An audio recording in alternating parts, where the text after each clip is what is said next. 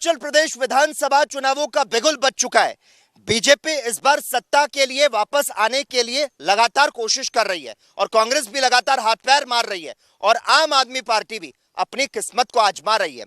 इस वक्त हम यहां पर मौजूद हैं मंडी में। हिमाचल के सियासी हालात पर बात करने के लिए इस वक्त मंडी हिमाचल से जुड़ चुके हैं एएनबी न्यूज के राजनीतिक संपादक चंद्रशेखर त्रिशूल जी। त्रिशूल जी, आमतौर पर हिमाचल की सत्ता कांग्रेस और बीजेपी के हाथों में रही है, लेकिन इस बार भाजपा और कांग्रेस के अलावा आम आदमी पार्टी ने अपना पूरा जोर लगा रखा है। सबसे पहले हम यहां पर बात करेंगे बीजेपी की। आपको क्या लगता है इस बार के हिमाचल चुनाव में भारतीय जनता पार्टी कितनी परेशान नजर आ रही है? और इस परेशानी का कारण सिर्फ यह है कि हर 5 साल में सत्ता बदल जाती है, या वजह यह भी है कि कई जो वायदे किए गए वो हवा ही रह गए और फिर हिमाचल में बगावत की जो लगातार हवा चल रही है उसका पार्टी पर कितना असर नजर आ रहा है इस बार? देखिए, कल तक हम मान रहे थे जब अचानक बिलासपुर से हेलीकॉप्टर जाता है और वहाँ से जेपी नड्डा शिमला जाते हैं और वहाँ से महेश्वर सिंह को बुलावा आता है, लेकिन महेश्वर सिंह नहीं मानते हैं और उनके पुत्र हितेश्वर सिंह बंजार से चुनाव लड़ रहे हैं, तब लगता है कि कहीं ना कहीं कोई मामला बिगड़ रहा है। लेकिन शाम होते होते मामले में एक मोड़ आता है हिमाचल की राजनीति में कि बहुत बड़ी चुनौती से कहें या ना कहें, हम मान लीजिए बंजार और कुल्लू को ही ले लेते हैं इस समय, तो बड़ी चुनौती कहें या ना कहें, लेकिन शाम होते होते महेश्वर सिंह अपना नामांकन वापस ले लेते हैं, नाम वापसी कर लेते हैं। वहाँ मुश्किलें थोड़ी आसान नज़र आती हैं। तो ये बहुत अभी कहना जल्दबाजी होगा लक्की भाई कि बगावत बहुत बड़े स्तर पर है। और फिर इसमें एक नया पेच अब आ गया है जब से ये बयान मंडी की फिजाओं में गूंज रहा है कि कंगना रनौत ने कहा है कि मैं अगर भाजपा कहेगी तो मंडी लोकसभा से चुनाव लड़ सकती हूँ। तो आप देखेंगे कि दरअसल ये आज की कोई नई बात नहीं है कि कंगना रनौत आज कोई राजनीति कर रही है। दरअसल मैं बात कर रहा हूँ वो अभी जो विधानसभा क्षेत्र है सरकाघाट, वहाँ पर एक गाँव है भावला, वहाँ की जो कंगना रनौत का जो पैतृक निवास है वो वहीं पे है भावला में। और उस समय अगर हम अतीत में चले जाएंगे तो उस समय ये गोपालपुर विधानसभा हुआ करती थी और गोपालपुर विधानसभा से कंगना रनौत के दादाजी ठाकुर सरजू सिंह वहाँ से विधायक रहे हैं। तो आप ये नहीं कह सकते कि ये बहुत बड़ी बगावत है। और जैसे ये बयान मंडी की फिजाओं में गूंजा है कि मंडी लोकसभा से कंगना रनौत ने अपनी इच्छा जताई है चुनाव लड़ने की, लोकसभा में भाजपा ने स्वागत किया है। हम पिछले दिनों की बात करें तो जयराम ठाकुर खुद मनाली में उनके घर गए थे, जो एक नया बंगला उन्होंने बनाया, एक अपना आशियाना बनाया है, वहाँ पर जयराम ठाकुर गए थे। तो जैसे Y+ की सुरक्षा कंगना रनौत को मिलती है और उसके बाद ये बयान आता है हिमाचल चुनाव से ऐन पहले कि कंगना रनौत चुनाव लड़ सकती है मंडी। कितना असर होगा अगर युवाओं के वोट की बात करें? निश्चित रूप से आप देखिए, देश का बड़ा चेहरा है कंगना रनौत और बॉलीवुड का बड़ा चेहरा है। और अब चूंकि स्थानीय स्तर पे भाजपा ने एक बड़ी लामबंदी की, अगर आप देखेंगे कि स्थानीय स्तर पे आप जाएंगे बिलासपुर तो वहाँ 2 बड़े चेहरे निकल के सामने आते हैं। खुद सांसद, केंद्रीय सूचना प्रसारण मंत्री है, खेल मंत्री हैं, वहाँ से राष्ट्रीय अध्यक्ष निकल के आते हैं। मंडी से अगर लोकसभा में प्रतिनिधित्व कंगना रनौत को भाजपा देने की बात कर रही है या कंगना रनौत इच्छा जता रही है, तो निश्चित रूप से कहीं ना कहीं वोट डाइवर्ट होता है। और जो सबसे बड़ी बात है कि फ्लैक्चुएशन जो है वोट का, वो कमिटेड वोटर अगर टूटता है तो फ्लैक्चुएट वोट में तब्दील होता है और यही फ्लैक्चुएट वोट नई पार्टियों को खड़ा करता है स्टेट इलेक्शन में। भाजपा को तो इससे फायदा मिलेगा, लेकिन कांग्रेस की चिंता कितनी बढ़ सकती है इससे? देखिए, जो सुखदेव जो शर्मा थे, उनके सुखलाल शर्मा जो थे, उनके जो पुत्र हैं अनिल शर्मा, वो मंडी से चुनाव लड़ रहे हैं और भाजपा में आ चुके हैं। तो आप ये मान नहीं सकते कि कांग्रेस की बड़ी चुनौती यहाँ पे ख़त्म की है। लेकिन सबसे बड़ी चिंता ये भी है कि उपचुनाव में मंडी से प्रतिभा सिंह जीती और लोकसभा के लिए तो उपचुनाव हारा बीजेपी ने। तो ये भी कहीं चिंता का विषय है कि उपचुनाव क्यों हारा, जबकि एक माइंडसेट होता है कि लोकसभा में तो बीजेपी का प्रत्याशी भेजना है, अगर मान लीजिए सरकार को पूरी तरह मजबूत रखना है। तो उस माइंडसेट में कैसे प्रतिभा सिंह जीत जाती हैं, ये बड़ी चुनौती है। ये कहीं ना कहीं चिंतन का विषय भाजपा के लिए। अब ऐसे में एक एक दाव बड़े संभल संभल के, दरअसल ये जो राजनीति की बिसात है हिमाचल की, इस पे एक एक दाव संभल के रखा जा रहा है। और यही एक चाल है, बड़ी चाल है कि बयान आता है कंगना रनौत का कि मंडी से चुनाव लड़ेंगी या मंडी से चुनाव लड़ने का जो उन्होंने अपने मन की बात कही, तो कहीं ना कहीं युवाओं का वोट डाइवर्ट होगा, युवाओं का मूड जो है वो तो डाइवर्ट होगा। चंद्रशेखर जी, भारतीय जनता पार्टी को कहीं यह अंदाजा तो नहीं है कि डबल इंजन सरकार के बावजूद भी हिमाचल में सत्ता हासिल करने के लिए राजनीतिक पहाड़ियां चढ़ना इतना आसान नहीं बल्कि मुश्किल है।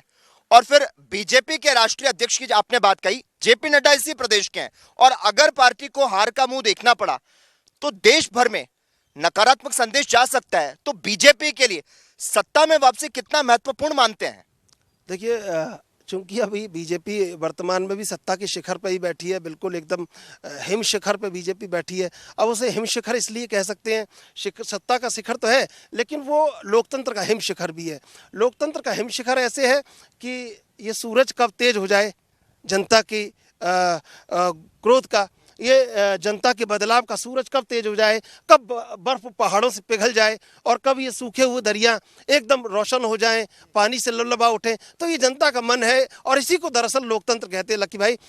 और ये लोकतंत्र हमेशा एक डर राजनेता के मन में बैठा के रखता है कि जनता से टूटे तो समझ लीजिए सत्ता से छूटे, और इस डर को कांग्रेस भुगत रही है और भाजपा बेहतरीन तरीके से जानती है, क्योंकि बहुत लंबे अरसे बाद सत्ता में इतने बड़े रूप में भाजपा की वापसी हुई है कि केंद्र में बड़ा विराट स्वरूप है भाजपा का।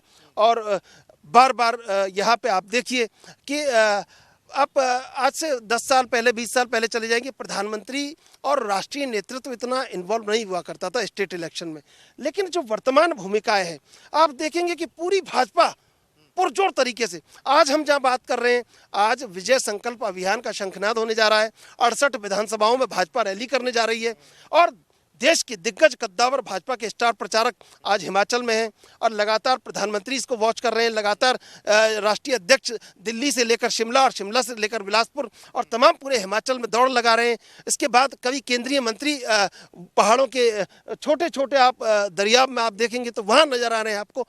निश्चित रूप से आप मानिए कि भाजपा का चुनाव प्रबंधन, मैं बार बार कहूँगा, कई बार ऐसा होता है कि पत्रकार जब ये बोलने लगते हैं एक तरफा, ये दरअसल एक तरफा बात नहीं है। हम पूरे क्षेत्र में घूम रहे हैं, आप हम साथी हैं, तो कहीं ना कहीं चुनाव प्रबंधन देखने को मिलता है। ये चुनाव प्रबंधन और ये जो ज़मीनी स्तर पे भाजपा ने पन्ना प्रमुख हो, बूथ लेवल मैनेजमेंट हो, इस पर जो महारत हासिल की है, ये बड़ा एक कहिए भाजपा के लिए कवर है। अगर इस कवर को कांग्रेस तोड़ने में कामयाब हो जाए कैसे भी करके, कांग्रेस वो कामयाबी हासिल नहीं कर पा रही है। आप देखेंगे हर्ष महाजन का टूट जाना, बड़े चेहरों का टूट जाना, और आज आंतरिक बगावत है। अब कल हम बात कर रहे थे बम्बर ठाकुर से, रात को आप और हम साथी थे, शायद रात के 11 बजे थे, वो रैली वहाँ पे कहीं एक गाँव में आए थे। तो बम्बर ठाकुर को जब टिकट नहीं मिल रहा था, वो दिल्ली तक की दौड़ लगा रहे थे, तो उन्होंने कहा कि बीजेपी का हाथ तो है ही है, लेकिन इसमें कांग्रेस के लोगों का भी हाथ है कि उन्हें बिलासपुर सदर से टिकट न मिले। और उन्होंने कहा कि अगर मुझे, अब उन्होंने एक दाव चला बम्बर ठाकुर ने, उन्होंने ये उनके कार्यकर्ताओं से एक संदेश दिलवाया कि भाई अगर मुझे टिकट नहीं मिला बिलासपुर सदर से तो फिर आप समझ लीजिए मैं घुमारवीं से चुनाव लड़ूंगा। अब घुमारवीं से चुनाव लड़ने के कई राजनीतिक संदेश थे, सीधा ये शिमला को चुनौती दे रहा था और शिमला में कहीं ना कहीं खलबली मची थी, और इसी खलबली को रोकने के लिए, या ये कहें कि कहीं ना कहीं एकदम माइंडसेट किया गया, कांग्रेस कहीं बैकफुट पे आई, या जो तमाम लोग थे जो एक आंतरिक रूप से रणनीति बना रहे थे, दोनों लोग मिलके वो कहीं बैकफुट पर आए और बिलासपुर सदर से एक टिकट बम्बर ठाकुर का दे दिया जाता है। अब वहाँ पर वापस ये एक बदलाव होता है कि सुभाष ठाकुर को, जो पिछली बार चुनाव लड़े थे और जेपी नड्डा का बड़ा चेहरा उनके पीछे था, उनको हटा लिया जाता है वापस और त्रिलोक जामवाल को आगे कर दिया जाता है। तो राजनीति हिमाचल की घूम रही है और लगातार घूमेगी। और अभी मैं आपसे कल भी कह रहा था कि चुनाव बनने लगा है। अगर आप 1 तारीख के बाद देखेंगे तो अभी मौसम का मैं अंदाज़ा देख रहा था, तो उसमें लिखा था मौसम का पूर्वानुमान ये बताया जा रहा है कि वेस्टर्न डिस्टर्बेंस 1 तारीख को आने वाला है। आप इसे वेस्टर्न डिस्टर्बेंस भी कह सकते हैं और पॉलिटिकल डिस्टर्बेंस भी कह सकते हैं।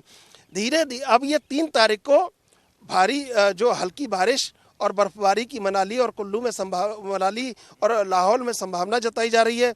वेस्टर्न डिस्टर्बेंस ये जो आ रहा है 1 तारीख और 3 तारीख को मौसम का पूर्वानुमान है, ये कहीं ना कहीं पॉलिटिकल डिस्टर्बेंस भी है और पॉलिटिकल इस्टेब्लिशमेंट भी है। अभी हिमाचल पॉलिटिकल डिस्टर्बेंस और इस्टेब्लिशमेंट के बीच में फंसा है। दरअसल कांग्रेस ये जो पॉलिटिकल डिस्टर्बेंस है उसमें उलझी है। उसको मजबूत होना है कि भाई कैसे रणनीति बनाएं, कैसे एजेंडा बताएं और कैसे लोगों तक पहुंचें। हमने सबसे बड़ा कांग्रेस का ड्रॉबैक देखा है, कांग्रेस के जो स्थानीय स्तर पर विधायक हैं वो अपना प्रचार कर रहे हैं, लेकिन बड़े चेहरे कांग्रेस के नदारद हैं। अगर आप देखेंगे ये बात तो ठीक है, आप बहुत अच्छे से पिछले 7 दिनों से हम भी आप लगातार देख रहे हैं, बीजेपी के बड़े चेहरे मैदान में खड़े हैं। अब आप समझ लीजिए कि जब सेनापति युद्ध लड़ रहे हों और सामने अगर सेनापति की जगह सैनिक खड़ा हो तो आप लड़ाई का अंजाम देख सकते हैं कि वो लड़ाई कैसी होगी। तो कहीं ना कहीं लड़ाई दरअसल मैं ये नहीं कहूँगा कि कमज़ोर पड़ रही है, लेकिन लड़ाई पुरजोर नहीं है। बार बार इस बात का ख्याल आता है जब हम क्षेत्र में देखते हैं कि लड़ाई आखिर पुरजोर है क्यों नहीं, तो देखते हैं कि भाई उधर सैनिक खड़ा है, इधर सेनापति खड़ा है। सैनिक और सेनापति की लड़ाई में बहुत अंतर आ जाता है। युद्ध कौशल जो सेनापति के पास है वो सैनिक के पास नहीं है उतना। जज्बा सैनिक के पास ज़्यादा है, लेकिन युद्ध कौशल सेनापति के पास ज़्यादा है। और भाजपा ने कोने कोने पर हिमाचल के चप्पे चप्पे पर अपने सेनापति तैनात कर रखे हैं। चुनाव प्रबंधन की दक्षता का बार बार मैं उदाहरण आपको दे रहा हूं। यही चुनाव प्रबंधन की दक्षता है कि हिमाचल के चप्पे चप्पे पर खड़े ये सेनापति कहीं ना कहीं भाजपा को सुरक्षित कर रहे हैं, कांग्रेस को कमजोर कर रहे हैं। अगर इस पूरी युद्ध की रणनीति को कांग्रेस ने समय रहते नहीं तोड़ा, बड़ी चुनौती होगी। और ये कांग्रेस के लिए एक ऐसी जगह है हिमाचल कि यहाँ पर कांग्रेस के लिए कोई बहुत बड़ा ऐसा एंटी इनकम्बेंसी नहीं है। अगर पूरे कार्यकाल को या पूरे लंबी सरकारों को हम देखें, वीरभद्र सिंह से लेकर तमाम सरकारों को हम देखें, इतना ड्रॉबैक नहीं है। यहाँ पर कांग्रेस अच्छी एक जिसको कहते हैं संतुलित अवस्था में आ सकती है। लेकिन अब कैसे आए, लड़ाई सैनिक और सेनापति के बीच में है, तो कहीं ना कहीं चुनावी दक्षता को मैं बार बार कहूँगा मजबूत करना होगा। और अगर लोग रुझान भापते हैं तो वो दरअसल ऐसे ही भापते हैं कि दरअसल रुझान क्या है। रुझान ये है कि सामने कौन खड़ा है और वो कितना ताकतवर है, कितना मजबूत है। आज सबसे बड़ी बात, मंडी में प्रतिभा सिंह लोकसभा उपचुनाव में जीती, उसको कांग्रेस बना नहीं पाई। कांग्रेस ने अपने बड़े चेहरे थे, 45 टिकट बार बार हम सुन रहे थे जब शिमला जाते थे चुनाव से 6 महीने पहले कि कांग्रेस ने अपने 45 टिकट डिसाइड कर चुके हैं। अगर उन्होंने फाइनल कर लिया था तो उनको क्षेत्र में उतार देना चाहिए था। क्षेत्र में वो थे, लेकिन उनको एक अविश्वास मन में था कि क्या पता आखिरी वक्त रहते कुछ गड़बड़ हो जाए। चार्जशीट दाखिल की है, कल कांग्रेस ने चार्जशीट के बारे में बताया है कि जो जयराम सरकार में जो तमाम भ्रष्टाचार के और गड़बड़ियों को लेकर एक चार्जशीट तैयार की है। तकरीबन 6 महीने से कांग्रेस का जो एक किचन कैबिनेट थी हिमाचल की, वो लगी हुई थी इस चार्जशीट को तैयार करने में। तो अब उस चार्जशीट का इम्पैक्ट कितना आता है, वो उसको कैसे आप फीडबैक लेते हैं और उस पर कैसे आप और आगे की रणनीति बनाते हैं, ये कांग्रेस के लिए बहुत ज़रूरी है। अब इसमें एक जिक्र और भी रह गया है कि आम आदमी पार्टी दरअसल कहाँ पे है। तो आम आदमी पार्टी 68 उम्मीदवारों के साथ मैदान में है और अभी मैदान में ही है। मैदान से आगे बढ़कर कि एक लाइन होती है कि आप पहली पंक्ति में खड़े हैं, दूसरी पंक्ति में खड़े हैं, तीसरी चौथी पंक्ति में खड़े हैं, तो वो लाइन अभी बताना बड़ा मुश्किल है। हाँ, मैदान में है, निश्चित रूप से मैदान में है और पूरे तेवर के साथ मैदान में, लेकिन अब कहाँ है ये अभी कहना बहुत मुश्किल है। तो मौसम और चुनाव का जो मिजाज है वो हिमाचल प्रदेश में बदला बदला नजर आ रहा है। जहां पर भारतीय जनता पार्टी लगातार मैदान में डटी हुई है, तो कांग्रेस के लिए कहीं ना कहीं चुनौती है और आम आदमी पार्टी के लिए तो उससे भी ज्यादा बड़ी चुनौती है। हिमाचल का महासंग्राम कार्यक्रम लगातार रहेगा जारी। हम रुकते एक छोटे से ब्रेक के लिए, जल्द लौट कर आते हैं।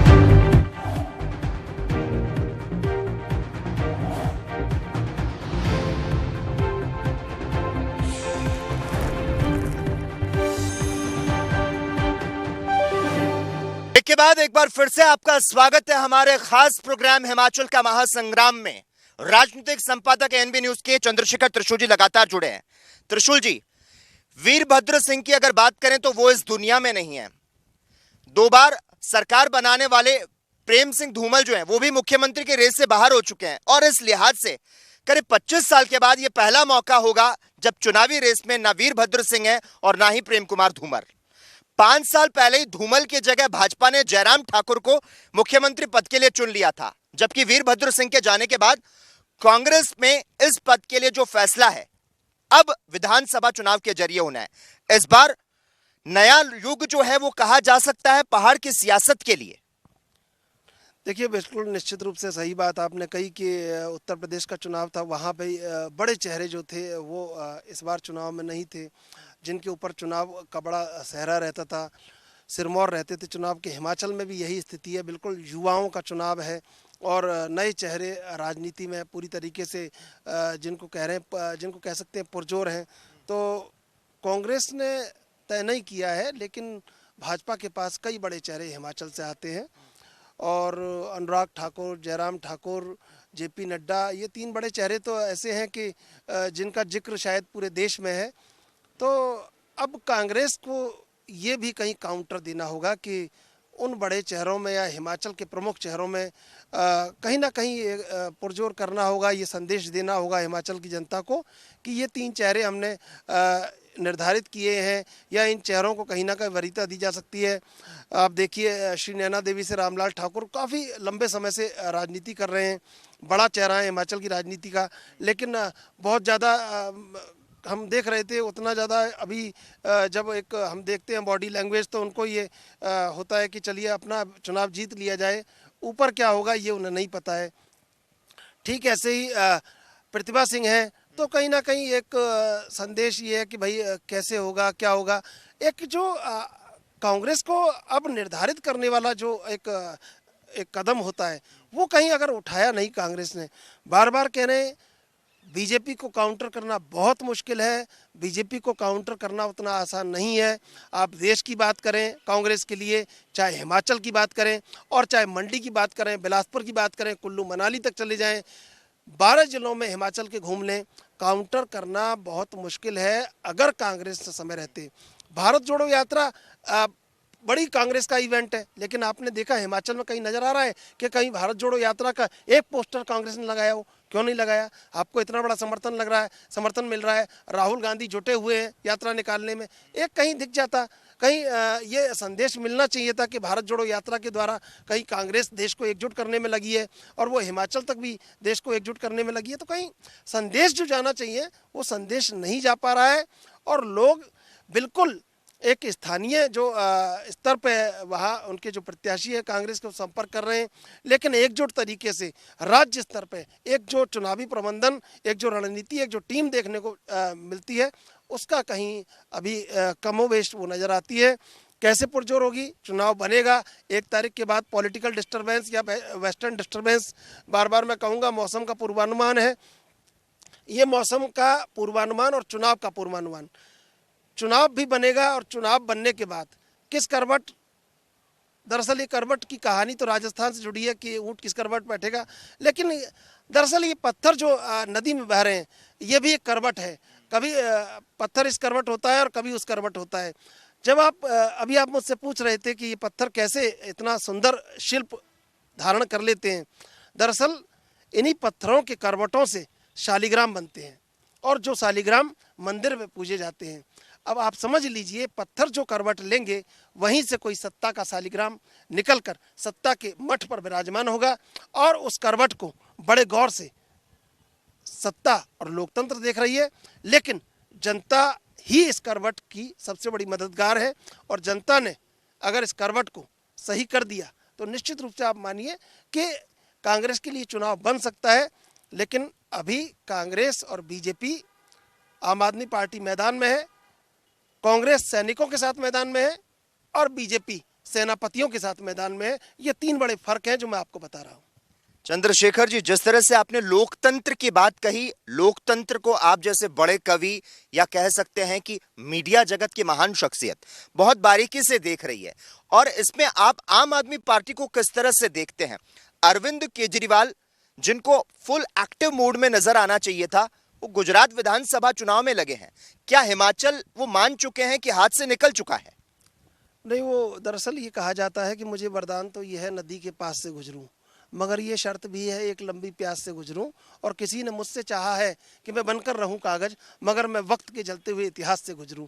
दरअसल चुनाव लड़ना था, हिमाचल में भी लड़ना था, क्योंकि बगल में पंजाब है और वहाँ जो कमाल आम आदमी पार्टी ने करके दिखाया है वो कमाल कोई कर नहीं सकता। भारतीय लोकतंत्र की एक ऐतिहासिक कहानी वहाँ पे कहीं लिखी गई है। उस कमाल की आशा और उस कमाल का उत्साह आम आदमी पार्टी के मन में था और उसको लगा कि यहाँ भाजपा से चुनौती दो दो हाथ किए जा सकते हैं और इन करवटों में, इन पहाड़ की करवटों में कहीं शिल्प लिया जा सकता है। लेकिन दरअसल आप देखेंगे पंजाब का चुनाव कांग्रेस से लड़ रही थी आम आदमी पार्टी। कांग्रेस ने जो प्रयोग किए, कांग्रेस जिन प्रयोगों से इस समय गुजर रही है, उन प्रयोगों में ये है कि मुख्यमंत्री को हटा देना, कैप्टन अमरिंदर सिंह को कमज़ोर कर देना, सिद्धू को मजबूत नहीं करना, बीच में चरणजीत सिंह चन्नी को खड़ा कर देना, ये कांग्रेस थी। हिमाचल में जब आम आदमी पार्टी अरविंद केजरीवाल देखते हैं तो वो देखते हैं कि सामने भाजपा खड़ी है। मैं बार बार कह रहा हूँ, मैदान सैनिक सेनापतियों के सामने युद्ध कौशल से भरे राजनीतिक युद्ध से पूरी तरह लवरेज ये सेनापति। दरअसल बहुत पुराना इनका युद्ध नहीं है, युद्ध बहुत पुराना है इनका। 80 के दशक से ये युद्ध लड़ने लगे, लेकिन इन्होंने जो संघर्ष किया और मजबूत होकर अब जब इन्होंने अपने किलों पर झंडे गाड़ दिए तो उन किलों से इनके झंडे उखाड़ना बहुत आसान नहीं है। आप ये समझ लीजिए कि आम आदमी पार्टी को हिमाचल में भाजपा से चुनौती है, भाजपा से लड़ना है, पंजाब में कांग्रेस से लड़ना था। अब ऐसे में ये लड़ाई पंजाब में उतनी आसान थी जितनी हिमाचल में आसान नहीं है। हिमाचल में बड़ी मुश्किल ये लड़ाई है। अब इसमें कहीं ना कहीं एक फीडबैक आता है कि दरअसल क्या संभावनाएं हैं, क्या बड़ा फ्लैक्चुएशन क्या है, कमिटेड वोटर कितना कमज़ोर हो रहा है। तो यहाँ हम बहुत कई लोगों से मिले हैं, शायद चप्पा चप्पा, सड़क सड़क, गली गली, गांव गांव, घाटी घाटी, तलहटियों में घूम घूम के हम कई लोगों से मिले हैं। तो वहाँ कहीं लगता नहीं है आपको कि भाजपा उतनी कमज़ोर हो रही है। तो ये एक और फिर उसके बाद मान लीजिए भाजपा के पीछे कौन है, कांग्रेस खड़ी है। तो वहाँ ये लगता है कि अब यहाँ पे कोई बड़ी हस्तक्षेप की स्थिति में, हालांकि लोकतंत्र है, ये कहना बहुत जल्दबाजी होगा, हम चाहे कितना अनुभव हो, लेकिन ये अनुभव धराशायी हो जाता है। मैंने बड़े बड़े दिग्गजों को देखा है, बहुत बड़ी बातें करना मुझे नहीं लगता कि ठीक है। बड़े बड़े दिग्गज जो बड़ी अवधारणाएं पाल लेते हैं, धारणाओं को जन्म दे के और घोषणाएं कर देते हैं और एक आंकड़ा बताते हैं कि ऐसा होगा। मैं इस आंकड़े से बिल्कुल सरोकार नहीं रखता। क्या होगा क्या नहीं होगा ये जनता तय करेगी, लेकिन जनता को सामने जो दिख रहा है जनता उसी को तय करेगी। और सामने जनता इस बार हर बार ये देखती है कि मजबूती किसमें है, कौन कमज़ोर है, कौन अभी एक संघर्ष करके आगे बढ़ रहा है। तो वहाँ कहीं ना कहीं कांग्रेस और बीजेपी मुख्य लड़ाई में है। आम आदमी पार्टी को पहाड़ों में बहुत संघर्ष करना है। उत्तराखंड में भी ये हुआ कि आम आदमी पार्टी पुरजोर तरीके से लग रही थी, लेकिन बाद में कर्नल कोठियाल खुद बीजेपी में शामिल हो गए। तो ये कहीं ना कहीं पहाड़ों में बहुत बड़ी चुनौती आम आदमी पार्टी दे पाए, ये कहना मुझे अभी लगता है कि बहुत जल्दबाजी होगी। हाँ, जमना होगा, संघर्ष करना होगा। आने वाला चुनाव जो होगा 5 साल बाद, तब कहीं देख सकते हैं कि जो प्रत्याशी हैं चुनाव लड़ रहे थे आम आदमी पार्टी के, उनमें से कितने ऐसे प्रत्याशी हैं जो 20%, 30% वोट, आधा वोट हासिल करने में कामयाब रहे। उन्होंने 5 साल कितना जनता के साथ संघर्ष किया, खड़े रहे। वो एक धीरे धीरे एक अभी ये शुरुआत है हिमाचल में, और अभी बहुत कदम ताल करनी होगी। पहाड़ों में संभल के चलना होगा, और ये रास्ते बड़े कंटकाकीर्ण हैं, बड़े दुर्गम मार्ग हैं। यहाँ पर एक नज़र चूकते ही आप समझते हैं कि दुर्घटना सामने खड़ी होती है। तो इस दुर्घटना में, राजनीतिक दुर्घटना में, आम आदमी पार्टी को बहुत एहतियातन चलना होगा। और शायद वो स्टेप अरविंद केजरीवाल उठा चुके हैं कि वो अब संभल के चलना चाहते हैं। उन्हें पता है ये दुर्गम और कंटकाकीर्ण मार्ग है, और यहाँ पर अगर नज़र चूक गई तो दुर्घटना सामने खड़ी है। इसलिए वो दुर्घटना से बचना भी चाहते हैं और उस रास्ते पर चलना भी चाहते हैं, इसलिए वो शायद समझ समझ के चल रहे हैं। बिल्कुल चंद्रशेखर जी, पहाड़ की सियासत का बहुत सही विश्लेषण आपने एएनबी न्यूज के दर्शकों तक पहुंचाया है। तो हिमाचल में बीजेपी की सबसे बड़ी मजबूती जो है वो ये है कि लगातार इस बार भी सत्ता में भारतीय जनता पार्टी को तो आना ही है, और कांग्रेस के लिए जो चुनौती है वो भी बड़ी है। और इसके अलावा प्रदेश में जो विकास हुए हैं, भाजपा की ओर से मिशन रिपीट का जो संकल्प है वो भाजपा की ताकत को बढ़ाने का काम कर रहा है। तो वहीं हिमाचल प्रदेश विधानसभा चुनाव को जीतने के लिए कांग्रेस लगातार जोर लगा रही है, और इसके लिए सत्ता पक्ष की जो खामियां है वो भी उजागर हो रही है। अब देखना होगा आखिर कौन होते हैं वो खिलाड़ी जो हिमाचल प्रदेश विधानसभा चुनाव में निभाएंगे बड़ा रोल हिमाचल के महासंग्राम में। बस इतना ही। कैमरा पर्सन संदीप सिंह के साथ लकी जगवानी, एएनबी न्यूज।